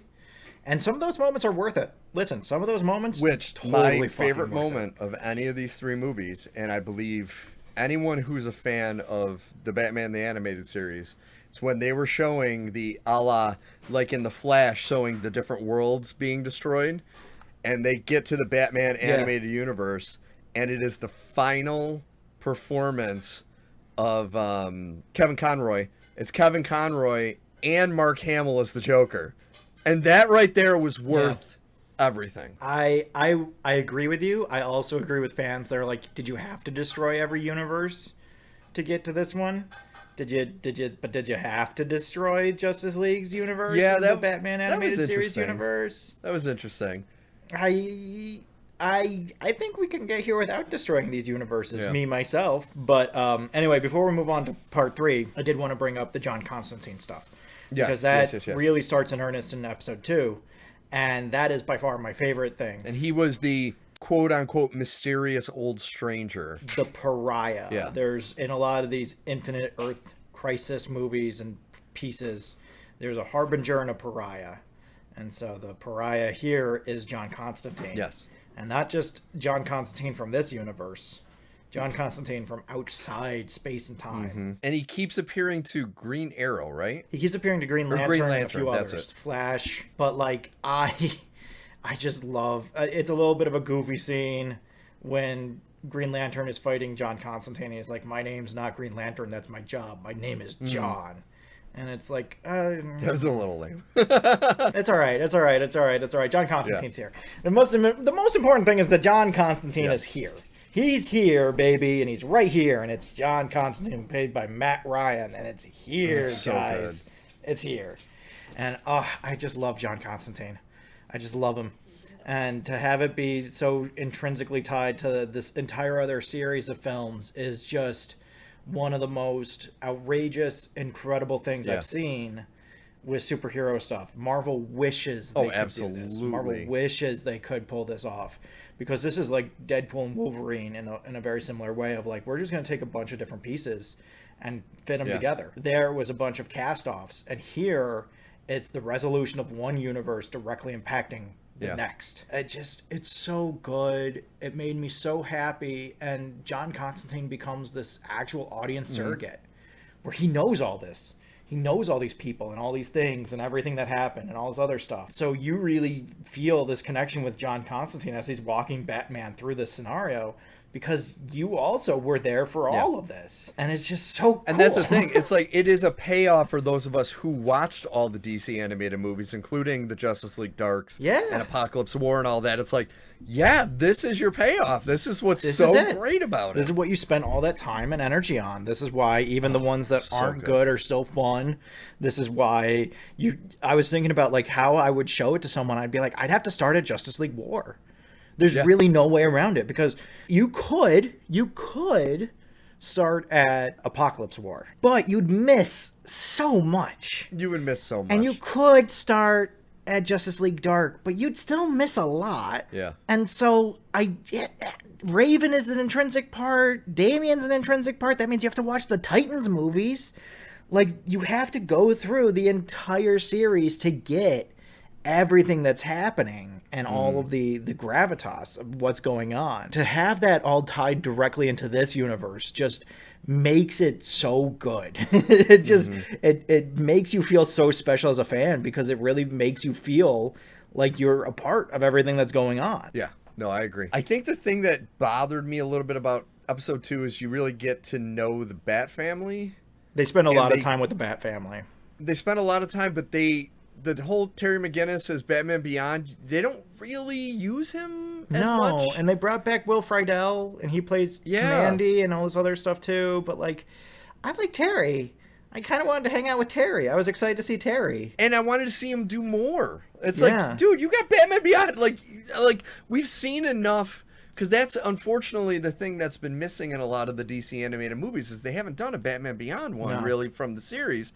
And it's like, okay, now you have him in a movie. I love Damian. I love all the Robins, Nightwing. I love all those characters, but it's like, we've seen them. I haven't seen Terry McGinnis in a long time. Can you show me a little more of him, please? And what this did is it gave me the desire for hopefully them doing a Batman Beyond movie. Yeah. And us seeing more, because I forgot how much I love that character. Just seeing him reminded me how much I love that character in that show, and I'm like, I really wish they would have done more. It's so good. Anybody who hasn't watched Batman Beyond, it's an incredibly good show that explores a lot of superhero subjects that we have just moved on from as a genre. Yep, I agree. I think it's so good and so effective in its storytelling. I will say, that was another thought I had, was when the Batman the Animated Universe is destroyed. That's the universe Terry is from. Yeah, that's true. So, like, he doesn't care? He's fine with this? Okay, I guess. I don't know, guys. I feel like there's just a few holes. Speaking of holes, let's talk about Psycho Pirate. Oh, this is the big hole for me, is that they develop Psycho Pirate, and he convinces the Monitor to give him part of his power, similar to how he gave Supergirl part of his power, and she became Harbinger. Yep. And so Psycho Pirate now has this new added level of power, and he's even more manipulative than he ever was before. And he's taken by the Anti-Monitor, and we're introduced to the Anti-Monitor, which is kind of nothing. Yeah, Psycho Pirate starts making everybody fight each other, and then he disappears, and then that's it. Yeah. We don't get anything from Psycho After Pirate. the buildup of his story in the second movie, it's like the Yeah. third one, you're kind of like, okay. Next time we see him, he's been captured by Lex Luthor somehow and been tortured Yeah. for an unsure amount of time somehow. And you're just like, did he lose his part of the Monitor's power? No, because Kara still has hers. Oh, okay. So how? What? How did that happen? Just a lot of unanswered questions. That was the big one that really bugged me. Yeah. Like going through 3, I was like, so we're just not going to talk about this at all?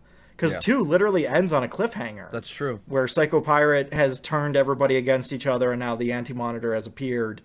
And that's how the movie ends. Yeah. And we don't get resolution on any of that. And I'm just like, what the hell? And then the Anti-Monitor using, because you see them at the end of the second one, and they're mainly in the third one, is the Sentinel-like beings that break into the Yeah. universes. And I was like, I don't know if I quite love that. Well, I'm like, if the Anti-Monitor is supposed to be the antithesis of the Monitor, kind of like the Reverse Flash Yeah. is the reverse of the Flash. This is not anything like the Monitor's No, power not even a little bit. So you set this up that the Anti-Monitor is like some dark version of the Monitor. That for everything the Monitor has been doing, it's building this dark energy somewhere in the universe, and that now that is the Anti-Monitor and it's breaking through and just destroying universes. Yeah. That's what you told us. And then in episode 3, you're like, no, that's not what it is. Hang on. Wait a second. Okay. Give me 1 second. I'm trying to follow you, man. And after watching the third movie, I was like, okay, so you have watched Star Trek the motion picture, right? The first one? The original? No, I have not seen the original. Okay. So the original, I'm not going to get into the story, but the Voyager space probe becomes like a sentient being, and it's trying to download information to Earth. But by doing so, it sends out this signal that pretty much destroys everything in its path by vaporizing it. And it looks identical to what they used to destroy the Earths in this. So I'm watching it in the third one. I was like, they're using the Vigor because they call it Vigor in Star Trek instead of Voyager because there's a couple of the letters are etched out. And so they call it Vigor. And it's like, they're using the Vigor power from Star Trek the motion picture to destroy the Earths. Yeah. I don't know. It's just a little weird. It didn't quite work for me. The Infinite Crisis storyline is always kind of a weird bag of things to kind of sort through. I felt that way when the CW did Crisis, and I feel that way now. Of just like everything with the Monitor, every time I try and take it apart in any way, I'm like, I don't understand it even more. Like, the more I learn about the Monitor, the more I'm like, I don't get it. I guess what I'm saying is I feel lost. I will say there is a fun little moment where Wonder Woman has to fight on Themyscira, because it's an entire planet taken over by the Amazons. And the Amazons refuse to allow any men to fight, and they die. Yeah. They die big time. Big time. And it's kind of interesting how they use that, saying that, if they're afraid if the men got power again, they would take over and become this awful like they used to be. So it's kind of interesting. Like, that, I was like, oh, okay, here's interesting. But then, like, Wonder Woman goes through the antimatter wave and survives. Yeah. And I'm just like, okay, I know you said Like that she's floating immortal, in but space. I've seen some immortal people before. Yeah. This is a new level of immortal. This is Galadriel standing in front of a volcano exploding levels of immortal. Yeah. Where I'm like, I feel like something should have happened, and I guess kind of it did, but also it kind of didn't. Yeah. And you're just kind of like, okay. And then we get the time jump to go with it, and you're just like, this is just bad timing. Yeah. When Hawkgirl is like, oh, we've been looking for weeks, I'm like, weeks? That was so weird. I didn't like that. I didn't like that at all. We went from the height of this crisis where everybody's going to die to the Monitor dies and teleports everybody into the neutral zone. Then we just have weeks that go by while we're all just hanging out in the neutral zone?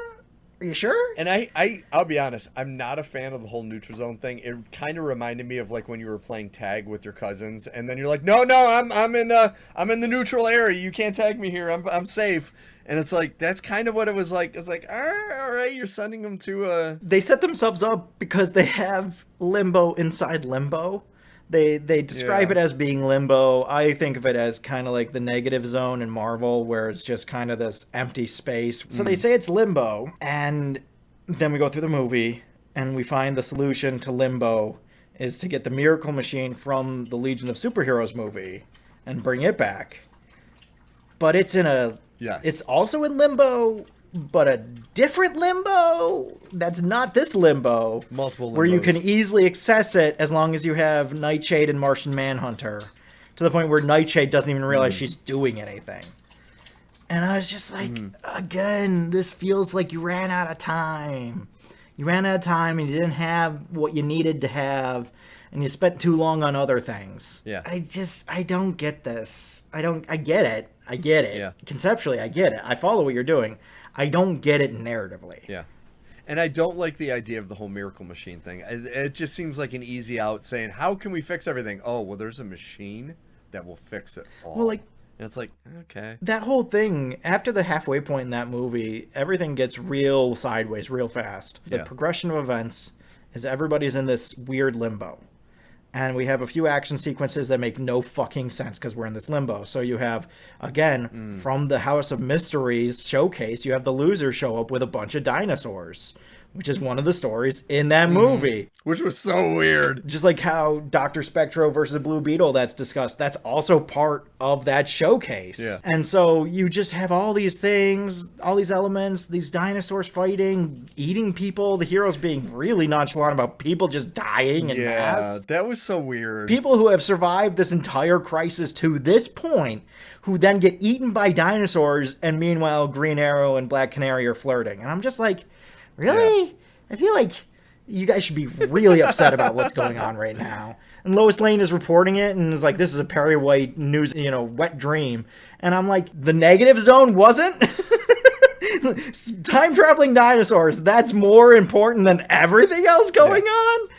At one point, Hawk Girl says it's big news when there aren't natural disasters happening. And so it's just like, This is what Perry White wants more than anything. I get okay if you say so. That whole reaction to the dinosaurs. Do you remember the Matt Smith era Doctor Who? Yeah. You've watched the Matt Smith when he sees space. the dinosaurs in space and he goes, "Ooh, dinosaurs in space." That's what that made me think of. The way they were reacting, like, "Ooh, dinosaurs." It's like you're saying they're fucking eating people, man. There's a T-Rex ripping dudes in half, and you're like, oh wow, dinosaurs! I didn't expect dinosaurs today. Who are those guys in the Jeep? Yeah, I wonder who they are. Oh, there's a helicopter, and then it's over. Ooh. Yeah. And you're just like, what was that? It was so weird. I don't fucking get this. So definitely there are some elements of 3 that just don't work, but the stuff with Constantine and Batman is really good. It is really I really good. love that. The scene in the saloon is a little slow, but I'll take it. I like that scene. The stuff with Dr. Fate gets a little weird at times. It gets a little nebulous, and it's like some of it is him talking to Naboo, some of it is just not explained. And at one point he shows up in 2 different places. I think that's just an animation error, but he definitely shows up in 2 different places at one point, where they're fighting off the Anti-Monitor Sentinels in space, and one of the people shooting beams at it is Dr. Fate, while he's also performing the seance with Batman and John Constantine. So it's just like, okay, all right, I'll give it to you. I'm not going to get fussy about this. And I think that's the takeaway. And you're right. It leaned more into 3, but all 3 movies combined, there was such a good structure for just a classic, awesome movie trilogy. But there was just a lot of incomplete and a lot of just weird shit. And I think that's what threw me off, because I had told you this before. I actually fell asleep watching the second one and the third one the first time around, and I had to go back and rewatch them both twice just to really get through them, because if you were watching them too late at night, it got so convoluted that I literally fell asleep, and I needed to be more focused. The stuff with Commandy, I can appreciate that it's here. Yeah. But why did we spend all this time on it? I didn't get that either. Like, all this time on it. Will Friedle spent more time voicing Commandy than he did Terry McGinnis in this movie. Why? I don't get that. I don't get that as a choice, as an artistic choice, as a directive choice, as a narrative choice. I don't get it. And it just, the way that they allocate time doesn't make sense. I agree. A lot of the time. I agree. I'm kind of talking myself out of a B+ into a B-. I still think it's a B. See, I told you it was B. But like, I'm talking myself down because I just keep on looking at certain parts of it. I'm like, oh, and that doesn't work, and that doesn't work either. It's like when you're looking through a house and you really want it to work, and then you start looking at everything and you're like, oh, but the yard is a mess and all the toilets are broken and there's no washer dryer. See, I think if maybe this isn't as good a house. If they were making quality superhero movies right now, we might have a harsher view on this. But yes, I think that's because true. This is kind of a gold turd amongst a pile of turds that you're like, it's not even a turd. I'm not saying it's a turd. It takes some polishing. It's good. It's got its moments, but it's so disjointed in too many areas that it's still fragrantly flawed in a lot of ways. But it's better than a lot of the Marvel stuff. Night and day. And it's way better than the DC movies, like live action movies, with some exceptions. I still think Blue Beetle was a really underrated movie. I thought that was Blue really Beetle good. and like Peacemaker, those two things. The stuff with Susan Sarandon, that was not good in that movie. But like everything else about that movie, I really liked. Love that movie. I look at this, and while there's a lot of faults to it, the fact that it tries to do these things makes me ecstatic. The fact that I'm arguing with you over the fact that you spent so much time on Commandy the Last Boy. I'm so happy that we're having this argument. Listen, I might disagree fully with how you're doing this, but I'm thrilled that we're having this argument. No, and that is the gold star they get, is they did bring a lot of... Now, mind you, there are a lot of similar characters from different universes, but there is a lot of characters in this that you don't see. Yeah. Ever. No. And there were a lot of moments that I was kind of surprised by. I'm waiting to see. I mean, like, here's the thing. Ultimately, even though the end of the movie sets up that they have to go through this portal to go to this new Earth, and they go to the length of having Alfred Pennyworth. Yeah. Why is this a thing? But they also show us several heroes dying before that happens. Yeah. Including Booster Gold and Starfire, who are kind of a big deal. Negative Woman, I get it. Fine, whatever. Booster Gold and Starfire and Star Sapphire? Are you sure? But are you sure? Now, I'm not saying they're not going to be in the next universe. I'm sure they will still be in whatever comes after this. But it's just like, again, the following the rules gets a little mishy-mashy at times. Of like, is this the rule? Is this not the rule? Does this matter? Does this not matter? It seems to matter, and then it doesn't mean anything, but then it means everything, and then it doesn't mean anything again. Yeah. Like, I wish they would have done more with this story, kind of similar to, like, if you look at the Flashpoint Paradox, that movie could have gotten confusing a little bit, but they tied it all together and they held it together really well. And I wish they would have done something a little similar with this, to where it's like, all right, we know this is kind of all over the place. We gotta nail down the narrative. Like we had said, kind of finish off some of these storylines that you're getting us invested in these characters by giving us half-hour diatribes about their lives, and then you're just ending it. And it's like, no. And then you don't cap the well. Yes. Yeah, you just leave it going. You're just like, what am I supposed to do with this? And then we do get a climax with Psycho Pirate, where Martian Manhunter goes in and is like, you got to do this one thing, and you're the only person that can do it. And then that's done. Yeah. And then we see his fate, and that's it. And I was just like, okay. Dude, he was such a great character. All right. That backstory was just fucking awesome. It was incredible. And the way that he's talking to Dr. Fate and then immediately gets scared out of his mind when Dr. Fate turns to him and is like, oh, you want to play? You want to get in the mud and play? Are you sure? Yes. But are you sure? Don't mess with Pierce Brosnan. And just... I'm sorry, I had to do that. The would-be Kent Nelson. The worst would-be Kent... I've seen some bad Dr. Fates. Somehow... You know what I can't believe, but which is actually true? The Dr. Fate from Black Adam is worse than the stripper Dr. Fate from Hell to Pay. Yeah. He's actually a better Dr. Fate than Pierce Brosnan's Dr. Fate, who they seem to have taken fully literally, that he just knows how everybody dies. That's not even kind of what we're doing here. Lords of Order? Anybody? I would die for a Lords of Order call out. Anything? No? Okay. And, admittedly, there are a few moments like that here. I will never get over that we get to the end of the movie, the climax of the movie, and they're discussing how to save the multiverse, what they have to do. They basically decide they have to make a holy timeline similar to Marvel, where they have this one sacred timeline. Which, if Marvel had rationalized that's why things happen the way they do in Loki, is because something bad happened and now there's this one holy timeline and we get to see the bad thing that happened, then that would totally change the tenor of that show. That's true.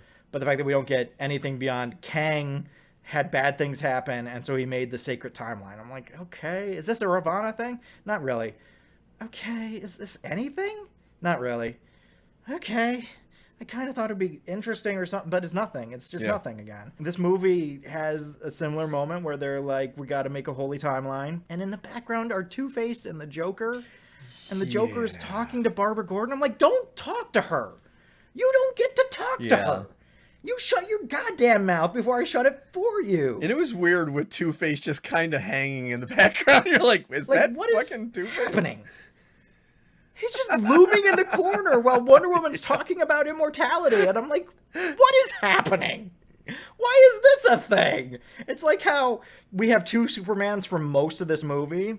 And then Lex Luthor decides the best way to kill the Anti-Monitor is to sacrifice Superman by putting him in the sun and then having him fly all that power from the sun into the Anti-Monitor. And they're like, oh, no, but Superman. And then Supergirl comes in and does it. And the entire time I'm like, we had two Supermen. We had two Supermen. Yeah.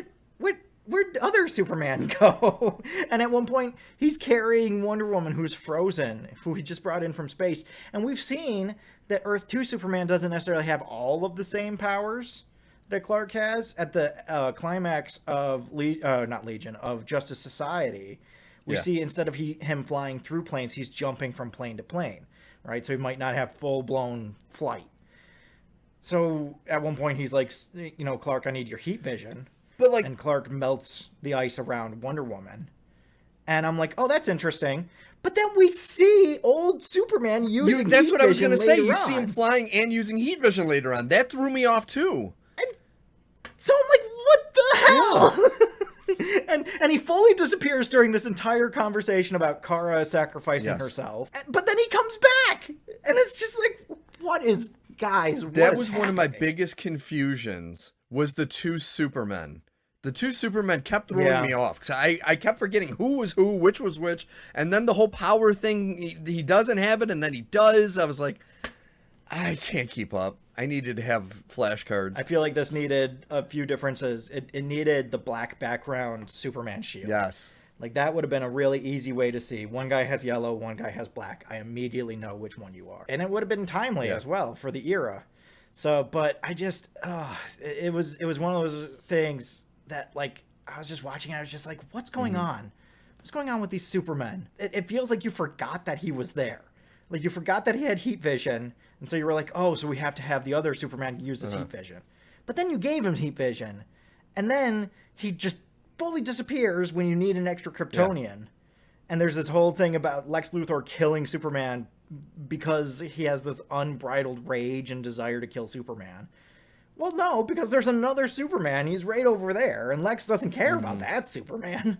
Why doesn't Lex care about that Superman? Especially since they're all heading to the same planet at the end. It's like, maybe you should think about that. I was just kind of lost on some of that. It was fine. And there were still parts of it that I like. I love the murder of Darkseid and how that's the crux of the entire story. That's so cool. That's fucking so rad, and it makes me so happy. Hearing Constantine explaining who Darkseid is to a lot of them was really cool. There's something so special as a fan when they show up on Apocalypse, and Batman's like, where is this? And you're like, oh, God, we're on Apocalypse. And John Constantine's like, we're on Apocalypse. It's like, oh, shit. Oh, fuck, I know more about this than Batman. Oh, shit, stuff is really fucked up. It's like, Al's the world's greatest detective now. That was another thing, is that they kept on coming back to him being a detective. And I was like, in his movie, he talks about how he didn't think he had to be a detective. So all of this is just him learning to be a detective in the last, 10 years? What do you... Guys! If you didn't harp on it, no one would bring it up, but you keep harping on it. Yeah. So here we are. They wanted to give us something to rage over. Yeah. No, and it's just like, it's an interesting end to the movie. Wonder Woman sacrifices herself so that they can build this new universe, this holy timeline. The Joker and Two-Face and all of them, they get to go through. Alfred Pennyworth gets to go through, but I guess it doesn't matter if you go through the portal, you get taken to the other universe either way. Unless you're the Spectre and John Constantine, in which case you kind of just walk off into whatever. Yeah. I imagine John Constantine showing up at like Jack Kirby's drawing desk. And that's where he shows up after he leaves the station, as he enters our world. And the Spectre is just Jack Kirby's avatar for the DC universe. It's like, I would take that as an ending. I would 100% take that as an ending. No, I like this movie, but it has enormous flaws. Just enormous flaws. Now, why can't I think about the name of it? The standalone John Constantine, is it City of Angels? City of Angels. City of Angels. Demons? I think it's City of Angels.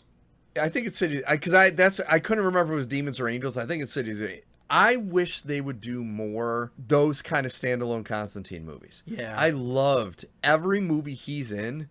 The characterization in the animated is so fucking good. I gotta check out the live action Matt Ryan show, because that's how he got into playing the character. I have heard good things. I actually saw because I saw the scenes he was in the Crisis on the Arrowverse. Yeah, he was good He in was that awesome. too. I forgot he was in that. He was good in that. Yeah, he was really good. Because Matt Ryan is, and not the quarterback, for anybody who does follow football, not Matty Ice, Matt Ryan, the actor. He is somehow the full embodiment of John Constantine. I don't know how it happened, but he's here. And he loves it. And he's perfect. He loves the character. And he's good at it. And it just let him be the character forever. But that's what infuriates me more about this talk, and it seems to be going forward, of a second Constantine movie with Keanu Reeves. I hate that. And it's like, no, dude, don't do that. We have a Constantine now. I hate this, like, TV and movies now have blended to the point where it used to be if you were on TV, people in movies looked down on you. But for some reason, it's still that way in the superhero movies, because there's no way that Barry Allen should have been played by Ezra Miller when the dude and the Flash was so much better. Grant Gustin should just have been Barry Allen. The clear absolutely. answer is just to cast Grant Gustin as Barry Allen in the movie. I don't get this. And like even Melissa Benoist, I wasn't a huge Supergirl fan, but I thought she played was good. part well. And it's like, dude, take these guys from the TV shows, give them proper scripts and budgets and costumes, and make them be the character. Don't take anything from Arrow. My only thing is, don't take anything from Arrow. Arrow misses the mark on a lot I of go things. back and forth on Stephen Amell. He does not have the Van Dyke. He does not have the attitude. He does not have the quiver. Yeah. He does not have the cast of characters. It's as simple true. as looking at Diggle's quote-unquote Green Lantern costume that they had made for him. Oh, that it's thing was bad, terrible. guys. It's terrible. bad. It's almost as bad as the one in the new Superhero. But oh god, it's in that same ballpark. No, but it's also like how when they did Sandman, and they did Joanne Constantine, and it's like, yes, I like seeing Jenna Coleman get work. You have the physical embodiment of John Constantine in this timeline right now. He's here. He's right now. He's right here. You have to fucking use him. There is no other answer. Yeah. You can have Joanne Constantine be the ancestor of John Constantine that we meet in the past. I'll give you that. But John Constantine better be John Constantine. Well, there is a season 2 coming, so you never know. We might get it. Matt Ryan's not coming for that. I'm telling you right now. Don't it think ain't so? Gonna happen. Because that would be giving us what we want, and they don't give us what we want. Hey, they hear us and they say we're listening, and then they give us something like that's 2 doors down. Every now and then they do. Deadpool and Wolverine is the example. Every now and then, I sent you that they took the end of Zoolander and they did it for when he put on his mask. It's beautiful. Yeah. It's about time, baby. It's so good. It's so good. It is so good. But yeah, so that was Crisis on Infinite Earths, folks. So I know we had a lot of criticism. It is worth watching the 3 movies. They can get, once again, a little confusing at points, but just stick with it. And please use it as a jump-off point to go back and rewatch the animated DC movies, because they're so good. That's what I would really say. Go back and watch Justice League War and on. Really immerse yourself in it, because if you've gone down the Marvel rabbit hole and you followed them through all of this nonsense and whatever, or if you're a more casual fan and you never really got the whole Marvel thing, this is a better version of that same flavor. This is the flavor is more pronounced. It's not as subtle. It's not as, I would say, watered down. This is more full-blooded. This is more what you want when you're a superhero fan and you love these stories and you love following these characters. This is what you get in the DC universe. Is it perfect? No. Absolutely not. Legion of Superheroes is not a very good movie. It's very passable. It's not great. And there's a bunch of those in there, you know, that you're just going to kind of have to wade through. I like Teen Titans versus Justice League, but there are moments in that movie that are not amazing. I will say it is absolutely worth watching and going through the whole thing. It's a little bit of a slog. You get ready. This is like 20, 30 some odd movies, each about an hour and a half long, an hour and a half long. There's some gold. They're good. And it's worth it because at the end, when you get to that moment and John Constantine is describing what's happening and you've been along for the whole ride, there is not a feeling in the same realm of fiction. You know, it really is like when you're in on the joke, when you know the history, but on like a super level. I agree. Well, folks, hope you enjoyed episode 149 of NerdPod Generations. This was a long one. But once again, this is 149. We got 150 coming next week. We're still working on what we're planning on doing. Hopefully it'll be something really fun and exciting that you will enjoy as much as we will. We're going to review all the DC animated movies front to back. We're going to be a 12-hour show, so we hope you're ready, folks. You can just listen from now until the end of time. But once again, if you are just listening to us for the first time, make sure to look for us on Spotify, Apple Podcasts, YouTube.com. You can go to nerdpodgen.com and look us up.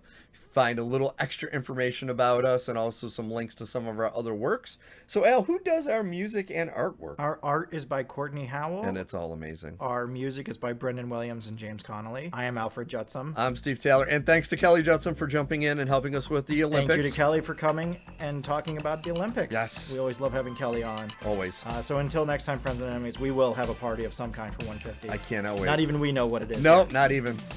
But I promise we'll probably rage on something. So, you know, that's usually the way. That is usually. Have a great week, friends and enemies. Yeah.